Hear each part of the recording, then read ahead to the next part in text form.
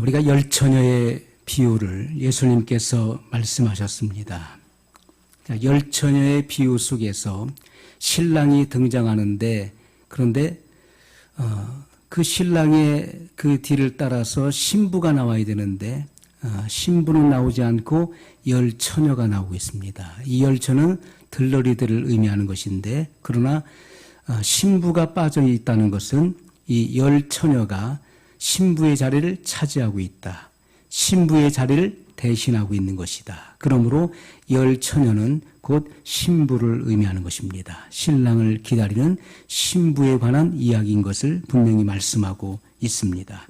그 중에 5은 미련하고 5은 슬기 있는지라. 여러분, 이 미련하다고 하는 그 말의 의미가 무엇인지를 잘 생각해 보시기 바랍니다. 미련하다는 것은 우둔하다, 별 생각 없이 게으르게 살아가는 자를 의미하는 것이고, 또 어리석은, 바보스러운, 얼빠진 그런 그 뜻을 가지고 있는 낱말입니다.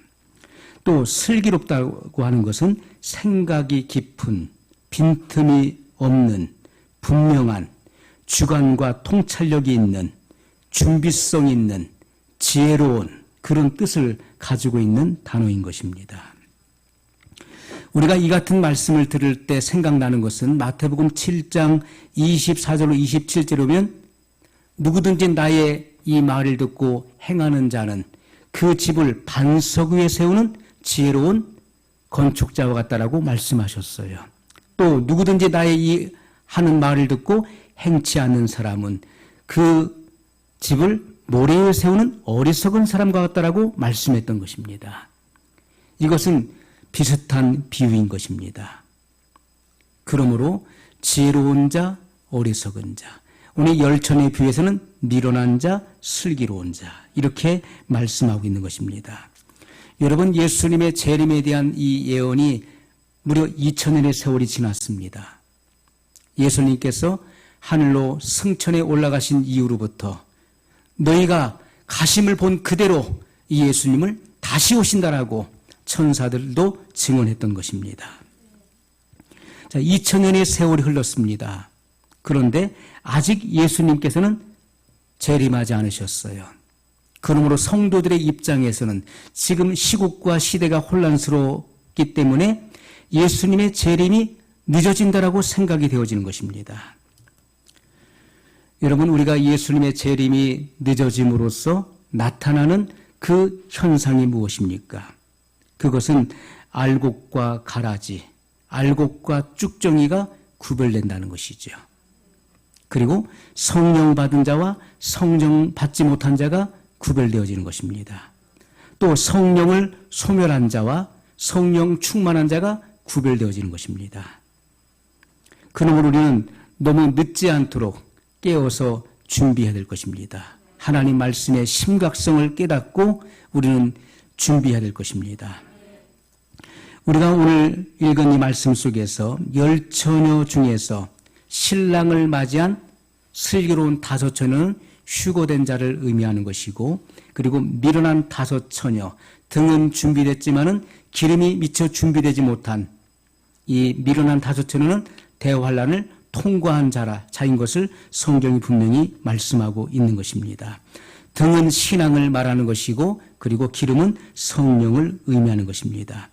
이 시대에는 다양한 그런 신앙의 양상이 나타나고 있습니다. 다양한 부류의 그러한 신앙을 가진 이들의 그 양상이 두드러지게 그 특색을 가지고 나타나고 있어요. 그러나 누구든지 성령 충만하지 않고 성령의 인도를 따르지 않고는 신랑 되시는 예수님을 맞이할 수 없다는 것이 성경의 말씀인 것입니다. 우리가 마태복음 22장 4절에 보면 청함을 받은 자와 택함을 받은 자에 대해서 말씀하고 있어요. 아들을 위하여 혼인잔치를 예비한 그 임금의 비유가 나오고 있습니다. 거기에 보면 청함을 받은 자는 많되 택함을 입은 자는 적으니라, 이렇게 말씀하고 있습니다. 자, 그래서 우리가 휴거의 대상은 부름받은 자가 아니라 예복을 입은 자를 말씀하고 있는 거예요. 예복을 입었다는 것은 그는 택함을 받은 자를 말씀하고 있는 것입니다. 거기에 초대받은 사람들이 와 있는데 임금이 누가 어떤 손님이 왔는가를 돌아보기 위해서 인사하고 다니는데 그중에 예복을 입지 아니한 한 사람이 들어와 있는 거예요. 그래서 너는 왜 예복을 입지 않고 여기에 들어왔느냐 했을 때 그가 유구무원이거늘 예복을 입었느냐 입지 않았느냐. 그 사람은 예복을 스스로 거절한 사람이었던 것입니다. 과거에 초청을 할 때, 잔치에 초청할 때는 그 종들이 그 임금을 대신해서 나가서 그 초청장과 함께 예복을 함께 주는 것입니다. 그래서 아무 날 아무 시에 올 때 이 예복을 입고 잔치에 오시오 하는 것입니다. 그런데 이 사람은 스스로 예복을 거절했던 것입니다. 예복을 입지 않고 들어왔다는 거예요.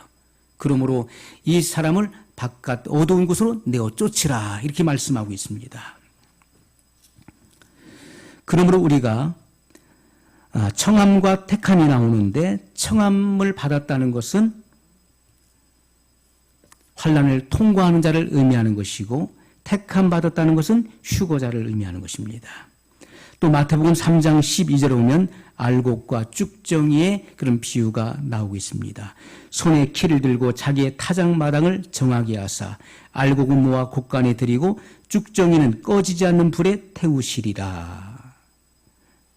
우리가 알곡과 쭉정이, 알곡과 가라지, 알곡과 가라지는 그 종자가 다른 것입니다. 종자 자체가 다른 거예요. 그러나 알곡과 쭉정이에 비유해서 알곡과 쭉정이는 그 종자가 같은 것입니다. 하지만 알곡은 그 결실한 것이고 쭉정이는 그 비어있는 그 알이 채워지지 않은 결실지 못한 것을 의미하는 것입니다. 그러므로 여기서 쭉정이 그 알곡은 휴거자를 의미하는 것이고 그리고 곡간에 들인다라고 했을 때 그 곡간은 공중을 의미하는 것입니다. 그리고 쭉정이는 대환란을 통과하는 자를 의미하는 것이고 그 불은 대환란을 의미하는 것입니다. 또 마태복음 24장 40절로 41절에 두 사람이 밭에 있으니 하나는 데려감을 당하고 하나는 버려둠을 당하리라. 두 여자가 매를 갈고 있으니 하나는 데려감을 당하고 하나는 버려둠을 당하리라 이렇게 말씀하고 있어요. 데려감을 당한 자는 휴거자를 말하는 것이고 버려둠을 당한 자는 대환란을 통과하는 자를 의미하는 것입니다. 또 창세기 5장 24절에 에녹에 대해서 말씀하고 있어요. 에녹은 홍수가 오기 전에 대환란이 오기 전에 휴거된 성도의 모형을 말씀하고 있는 것이고 또 창세기 8장 18절에 노아에 대해서 말씀하고 있습니다. 노아는 대환란을 통과하여 구원받은 성도의 모형을 말씀하고 있는 것입니다. 또 창세기 19장 23절 이하에 보면 롯과 그 아내에 대해서 말씀하고 있어요. 롯은 휴거자를 의미하는 것이고 그리고 롯의 아내는 대환란을 통과한 자를 의미하는 것입니다. 홍수는 바로 환란을 의미하는 것입니다. 아니, 그 유황불은 환란을 의미하는 것이죠. 유황과 불을 비같이 소돔과 고모라에 내리사 그 성들과 온 들과 성에 거하는 모든 백성과 땅에 난 것을 다 엎어 멸하셨더라. 그러므로 롯은 휴거자, 롯의 아내는 통과자, 유황불은 대환란을 의미하는 것입니다. 우리가 데살로니가전서 5장 4절로 8절에 보면 낮과 밤에 대한 비유가 나와 있습니다. 데살로니가전서 5장 4절로 8절에 보면 형제들아 너희는 어둠에 있지 아니하매 그날이 도적같이 너희에게 임하지 못하리니 너희는 다 빛의 아들이요 낮의 아들이라. 우리가 밤이나 어둠에 속하지 아니하나니 그러므로 우리는 다른 이들과 같이 자지 말고 오직 깨어 근신할지라. 자는 자들은 밤에 자고 취하는 자들은 밤에 취하되 우리는 낮에 속하였으니 근신하여 믿음과 사랑의 흉배를 붙이고 구원의 소망의 투구를 쓰자. 여러분 깨어있는 사람, 준비된 사람은 주님이 오시는 것이 도적같이 임하지 못하는 것입니다. 깨어있기 때문에 언제 오시든지 그들은 예비하고 준비되어 있는 자들을 의미하는 것인데요. 여기 보면 빛의 아들, 낮의 아들이 나오고 있어요. 이들은 휴거자를 의미하는 것이고, 어둠의 아들, 밤이나 어둠, 바로 어둠의 아들은 대환란을 통과하는 자들을 일컬어서 말씀하고 있는 것입니다. 자, 그러므로 자는 자들은 밤에 자고, 이 밤이라고 하는 것은 죄악이 관영한 때, 예수님이 오시는 때는 죄악으로 관영한 때 예수님은 오시는 것입니다. 그러므로 밤에 잔다는 것은, 자는 자들은 밤에 잔다는 것은 깨어있지 못한 자, 준비하지 못한 자들을 의미하는 거예요.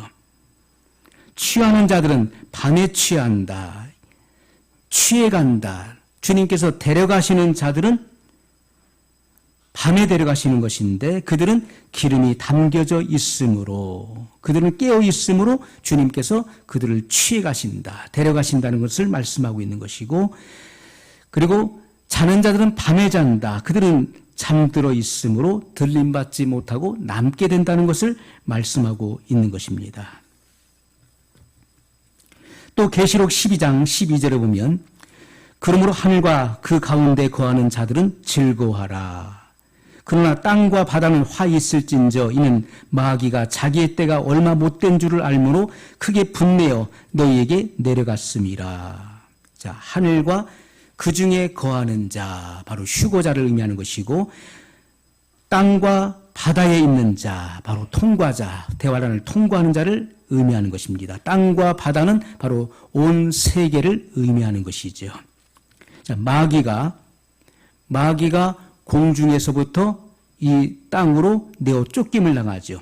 마귀는 공중에서 그 권세를 잃었지만은 이 땅에서는 여전히 그 권세를 가지고 있기 때문에, 또 자기의 시간이 제한되어 있고, 그리고 결국에는 자기가 멸망하도록 그 끝이 정해져 있는 것이기 때문에 그 분풀이를 이 땅에 남아있는 자, 대환란을 통과하는 성도들에게 그 분노를 쏟아 붓는 것을 말씀하고 있는 것입니다.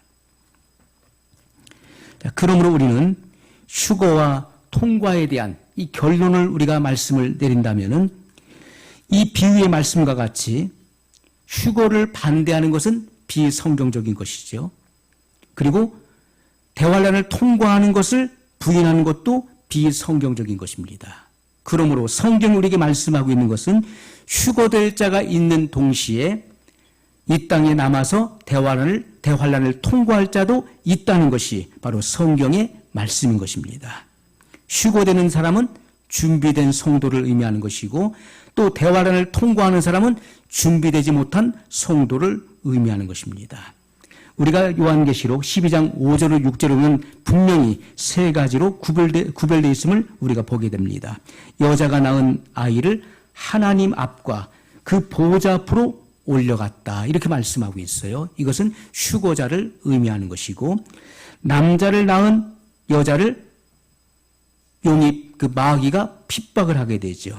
남자를 낳은 여자, 그 여자는 교회를 의미하는 것입니다. 대환란에 남게 된 교회를 의미하는 것인데, 교회 안에서 누가 나오는 것입니까? 휴거될 성도들, 알곡 신자들이 나오는 거예요.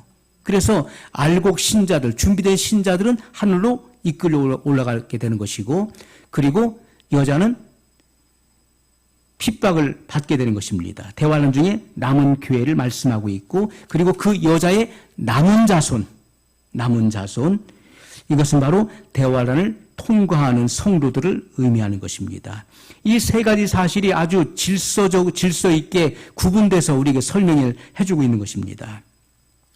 그러므로 신자가 전부 다 휴거되는 것도 아니고 전부 다 대환란을 통과하는 것도 아니라는 것을 분명히 말씀하고 있습니다.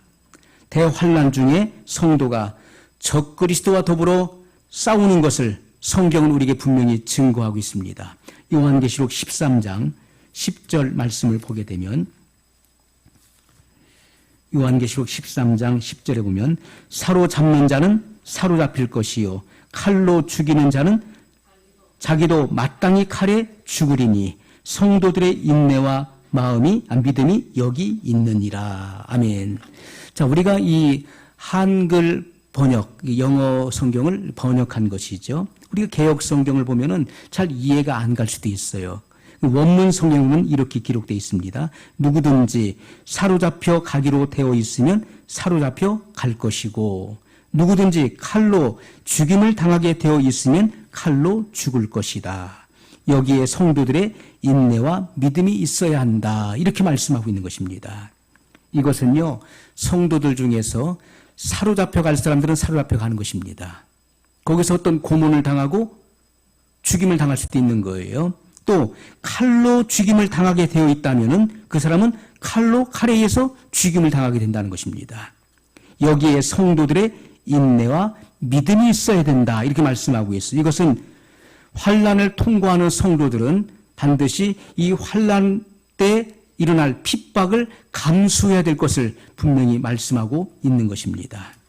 자, 이런 것을 보면서 일반 모든 성도들이 다 환난을 통과하는 것이다 이렇게 주장하는 이들이 있습니다. 이것은 성경을 한 방면으로만 보기 때문에 오해가 생기는 것입니다. 또 계시록 14장 12절에 보면 우상에게 경배하고 짐승의 표를 받는 자들은 밤낮 힘을 얻지 못하리라. 여러분, 짐승의 우상에게 경배하고 짐승의 표, 이 표는 바로 매매표를 말하는 것입니다.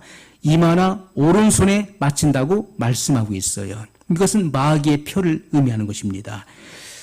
자, 이렇게 우상에게 경배하고 짐승의 표를 받는 자들은 밤낮 쉼을 얻지 못하리라. 그렇기 때문에 성도들의 인내가 여기 필요한 것입니다. 성도들의 인내와 믿음이 있어야 된다는 거예요. 인내와 믿음이 없는 사람들은 다 짐승의 우상 앞에 경배할 수밖에 없는 것이고 이 짐승의 표를 받을 수밖에 없는 거예요. 이것을 받는 사람, 짐승의 우상에게 경배하는 사람은 밤낮 힘을 얻지 못한다. 이것은 불과 유랑이 타는 못에 던져지게 된다는 것을 말씀하고 있는 것이죠. 그러므로 성도들은 하나님의 계명을 지켜야, 그 계명이 무엇입니까? 우상을 숭배하지 않는 것, 우상에게 절하지 않는 것, 그것이 바로 마지막 시대 대환란을 통과하는 성도들이 지켜야 될 하나님의 계명인 것입니다. 대환란을 통과하는 성도들은 짐승의 우상에게 절하라고 하는, 경배하라고 하는 그러한 시험을 받을 것인데 거기에 절하지 아니해야 되는 것입니다. 그것이 하나님의 계명을 지키는 거예요. 예수님에 대한 믿음을 끝까지 지켜야 될 인내의 필요성을 지금 말씀하고 있는 거예요. 시련의 때를 끝까지 참고 견뎌야 된다는 것입니다. 자, 그러므로 우리가 이 같은 휴거되지 못하고 남아있는 신자가 대환란 때 각성을 하게 되는 것입니다. 대환란 때 비로소 각성을 하게 되고 죽도록 충성함으로써 많은 신자가 순교를 당하게 될 것을 성경은 예언하고 있는 것입니다. 여러분, 만약에 성도들의 그 영화로운 휴거가 없는 것이라면은, 그 휴거를 부정하는 이들이 있죠. 휴거가 없는 것이라면은 재림은 희망할 필요도 없는 것입니다. 오히려 그 재림이 고통이 될 것입니다. 왜요? 예수님께서 재림하시는데 성도들은 대환란을 통과해야 된다라고 주장한다면은 예수님의 재림이 오히려 성도들에게 무서움과 공포가 될 것입니다. 예수님 재림하시지만은 성도들은 대환란을 통과해야 되는데, 그러면 누가 예수님의 재림을 기다리겠습니까? 대환란을 통과해야 되는데. 많은 사람들이 이 대환란이 무엇인지를 이해를 못하고 있는 것입니다. 마태복음 24장 21절로 22절에 예수님께서 이렇게 말씀하셨어요. 이는 그때에 큰 환란이 있겠습니다.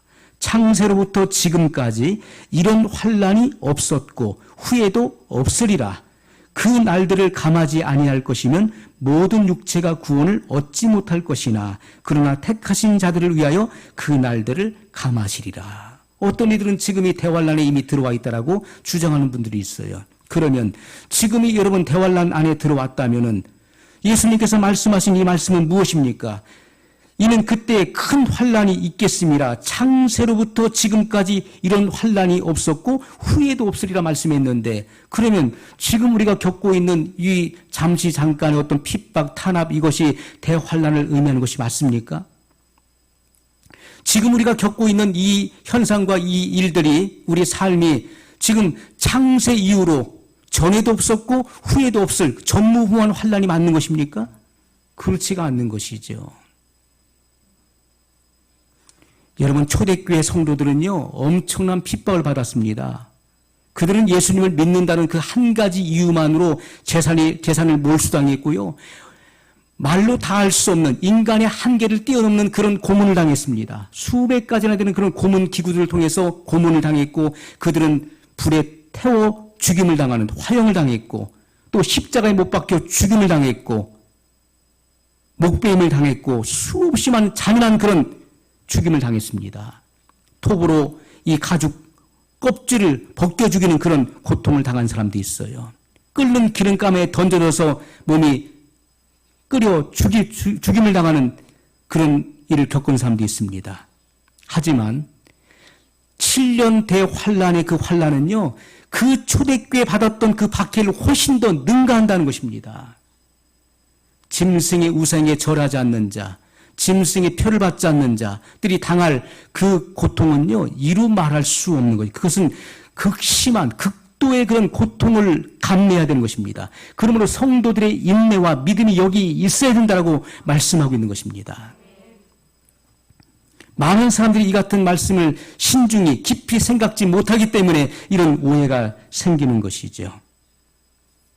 어떤 이들은 7년 대환란 중에서 전 3년 반은 우리가 쉽게 넘어갈 수 있는 것이고 후 3년 반만 어려운 것이다. 후 3년 반만 우리가 잘 통과하면 된다. 이렇게 주장하는 사람도 있습니다. 여러분, 물론 전 3년 반보다 후 3년 반은 더 극심한 환란인 것을 성경은 증거하고 있습니다. 하지만 전 3년 반도 성도들의 인내와 믿음이 없이는 통과할 수 없는 그런 극도의 그런 시련인 것을 성경이 증거하고 있다는 것이죠. 여러분, 우리가 쉽게 통과할 수 있는 그런 부분이라면 예수님께서 왜 예비하라는 말씀을 하셨을까요? 예비하라는 말이 불필요한 것이죠. 성도가 환난을 또 통과해야 된다면 예비하라는 말씀, 깨어있으라는 말씀을 왜 굳이 하셨을까요? 예비하라는 말 대신에 각고하라고 말씀하셨을 것입니다. 각고하라. 온갖 고생을 견뎌내면서 몹시 애를 쓰고 견뎌내라. 그렇게 말씀하셔야 맞는 거 아니겠습니까?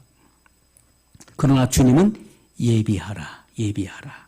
부지 중에 오시리라. 마태복음 24장 44절의 말씀이에요. 예비하고 있으라. 부지 중에 오신다. 이렇게 말씀했던 것입니다. 우리가 알지 못하는 시간에 오셔서 준비된 성도들을 끌어올리실 것입니다. 주 안에서 죽은 성도들이 먼저 부활하여 올라가게 될 것입니다. 이러므로 너희도 예비하고 있으라. 생각지 않은 때 인자가 오리라. 부지 중에 오신다는 말씀이에요.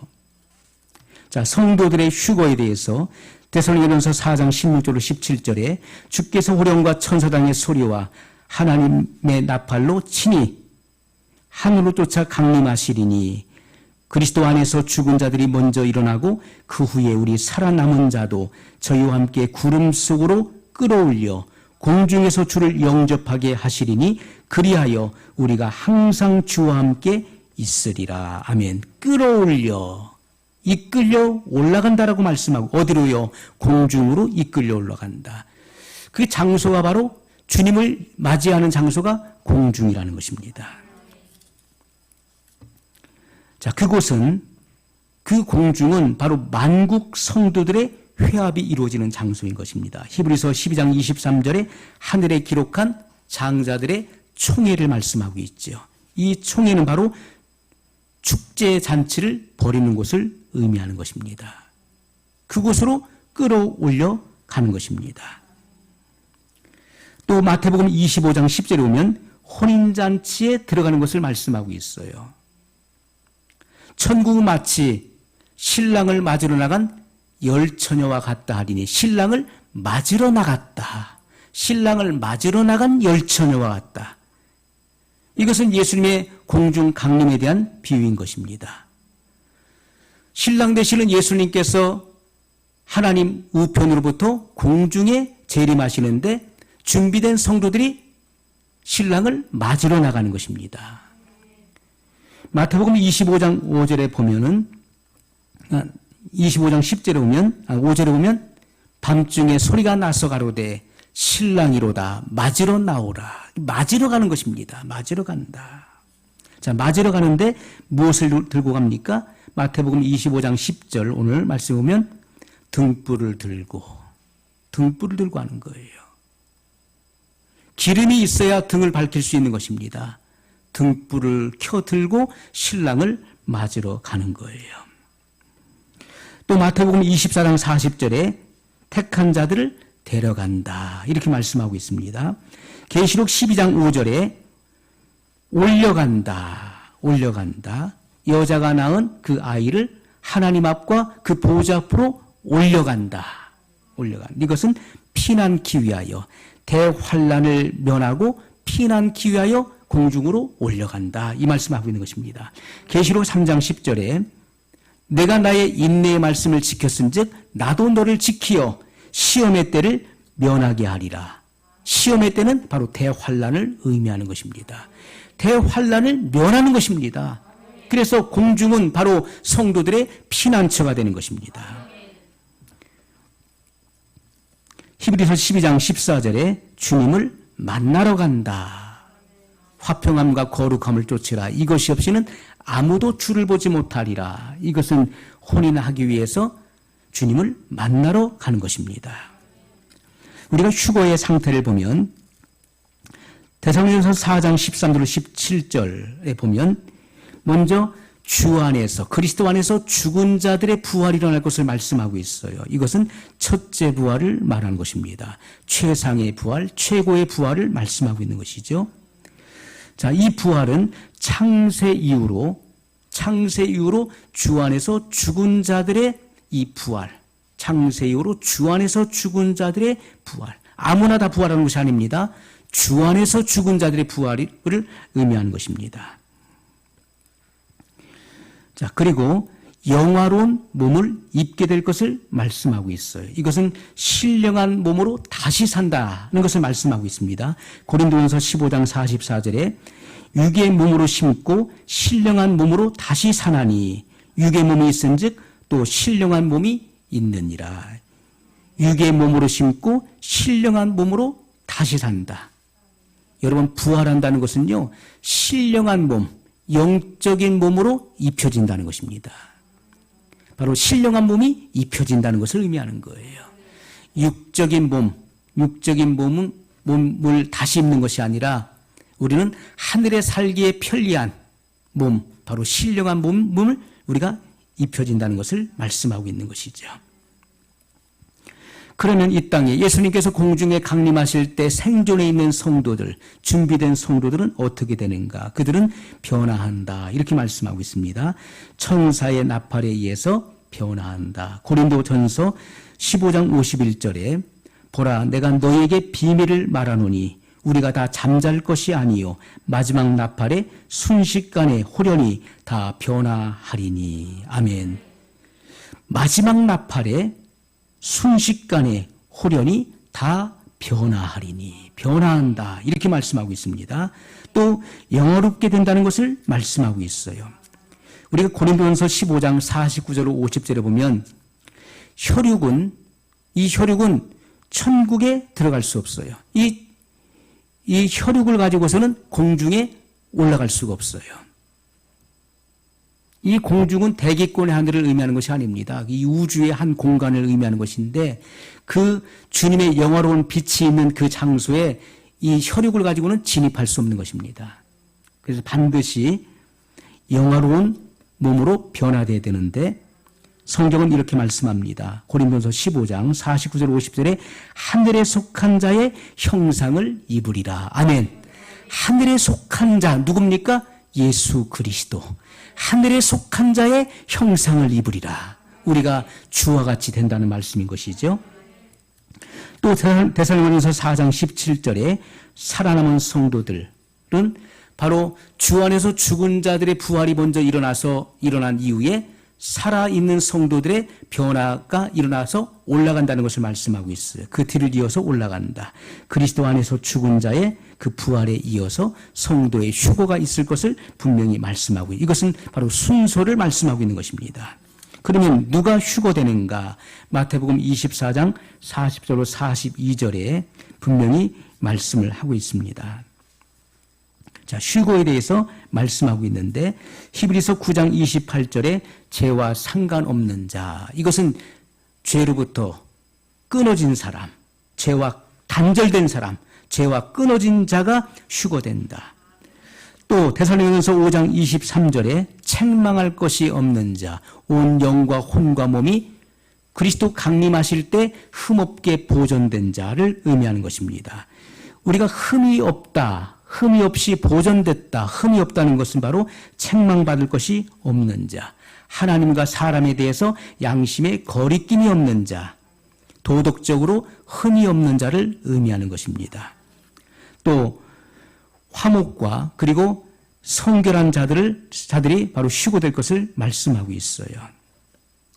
히브리서 12장 14절에 화평함과 거룩함을 좇으라. 이것이 없이는 아무도 주를 보지 못하리라.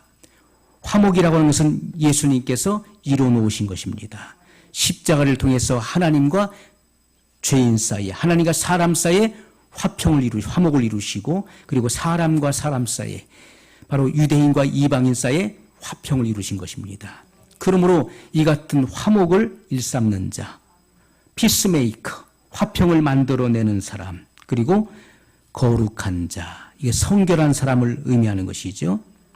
자, 이런 사람들이 휴거된다는 것을 말씀하고 있습니다. 마태복음 25장 5절 본문에 등불이 준비된 자, 등불을 밝혀서 신랑 되시는 예수님을 맞으러 나가는 거예요. 등불을 밝혔다는 것, 우리가 등은 신앙을 말하는 것이고 기름은 성령을 말하는 것인데, 그 불을 밝혔다, 등불을 밝혔다는 것은 성령에 충만한 자를 의미하는 것입니다. 성령 충만한 자가 예수님을 맞이할 수 있는 것입니다. 그러면 공중 휴거의 목적이 무엇입니까? 왜 예수님께서 공중에 강림하신 것일까요? 누가복음 21장 36절에 이러므로 너희는 장차 올 이 모든 일을 능히 피하고, 장차 올 이 모든 일을 능히 피하고, 피난한다는 것이죠. 이 대환란을 통과하지 않고 피해간다. 이것은요, 이 모든 장차 올 모든 일이라고 하는 것은 모든 절박한 고통들을 의미하는 것입니다. 대환란 때는요, 핍절하고 절박한 것입니다. 절박한 거예요. 7년 대환란에 들어서게 되면 첫 번째 나타난 일이 뭡니까? 적그리스도가 등장해서요, 재난의 시기를 통과해 왔기 때문에 이 시대는요, 모든 것이 다 황폐한 것입니다. 모든 것이 황폐해요. 곡식을 구하기가 어려운 것입니다. 핍절해지는 거예요. 그래서 이 하늘로부터 내려오는 어떤 그 재앙이 있고, 그리고 이 땅에 일어난 불어닥치는 엄청난 그런 인재와 그리고 또 많은 그런 재앙들이 이 땅을 덮는 것입니다. 경제는 몰락하게 되는 것이고, 이 모든 살림은 다 피폐하게 되는 것입니다. 그리고 성도들의 휴거가 일어남으로써 이 땅에는 대혼란이, 이 상황이 벌어지게 되는 거예요. 그때 적그리스도가 등장하게 되는 것입니다. 적그리스도는 바다에서 올라온 짐승을 의미하는 것인데, 열국 가운데서 바로 7머리와 10뿔의 권세를 가지고 등장하는 인물을 말하는 것입니다. 그는 유럽 연합과 그리고 이 중동의 이슬람 세력을 등에 업고 등장하는 자예요. 모든 세계인들이 그 적그리스도를 주목하게 되는 것입니다. 그리고 이스라엘로 더불어서 7년 평화 조약을 맺게 되는 거예요.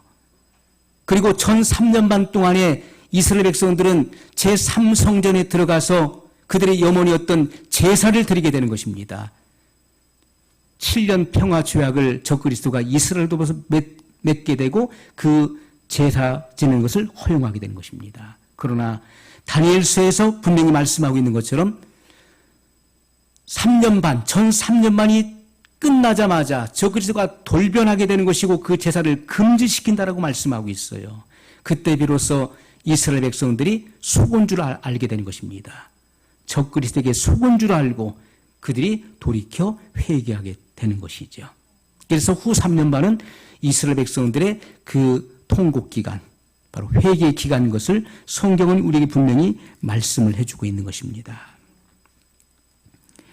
자, 그러므로 성경은 예수님께서 분명히 말씀하신 것입니다. 이러므로 너희는 장차 올 이 모든 일을 능히 피하고 인자 앞에 서도록, 이것은 공중에서 주님을 맞이하게 되는 것이죠.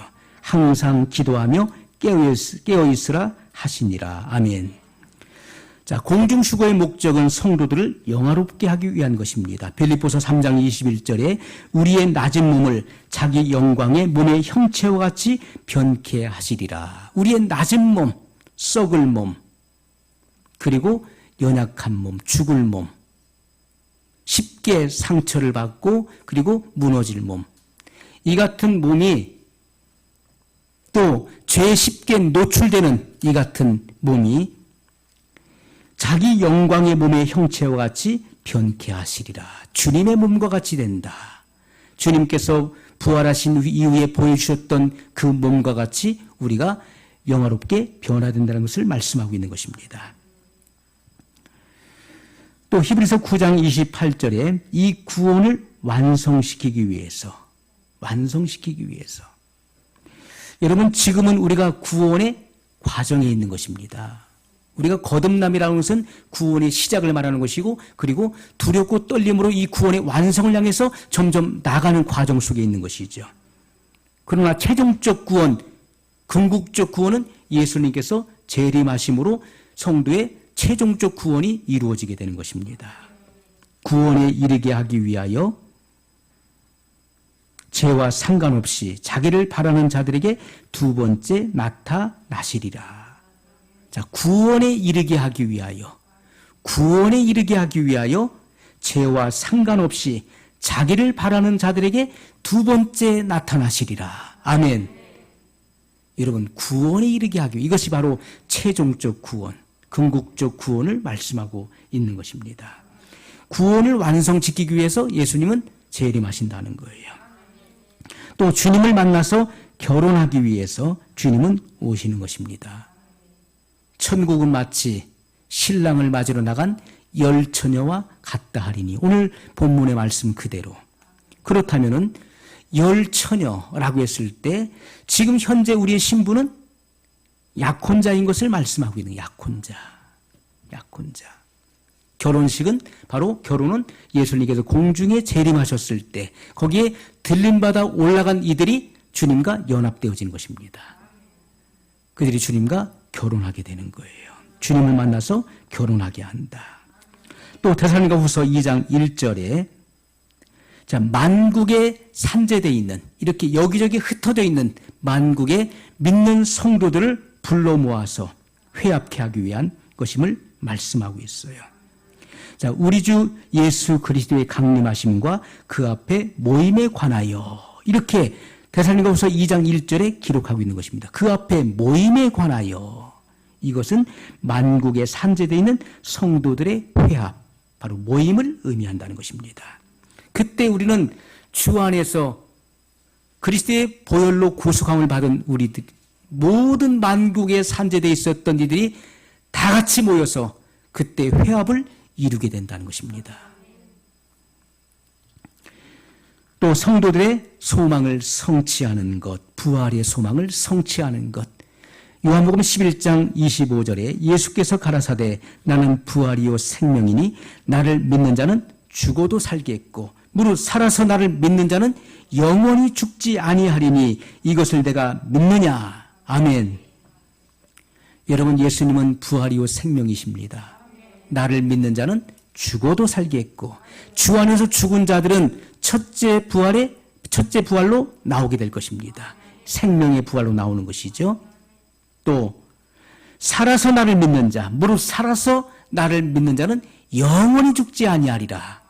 이것은 바로 예수님께서 공중에 강림하실 때 살아있는 자들, 준비된 성도들의 휴거를 염두에 두고 하신 말씀인 것입니다. 무릇 살아서 나를 믿는 자는 영원히 죽지 아니하리라. 그들의 몸은 변화되어서 구름소로 끌어올려 주님을 영접하게 되고 주님과 영원히 함께 살 것이다. 그것을 말씀하고 있는 것입니다.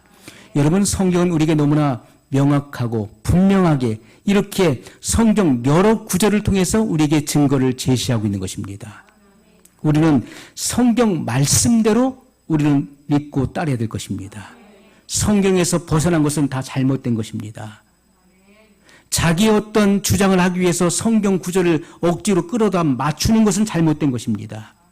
성경의 순리대로 이 말씀을 풀어나가야 되는 것이고, 이 성경의 진리대로 순종하는 사람들은 그 마음에 참된 평화를 경험하게 될 것입니다. 오늘 말씀을 기억하면서 우리 한 목소리로 같이 기도하겠습니다.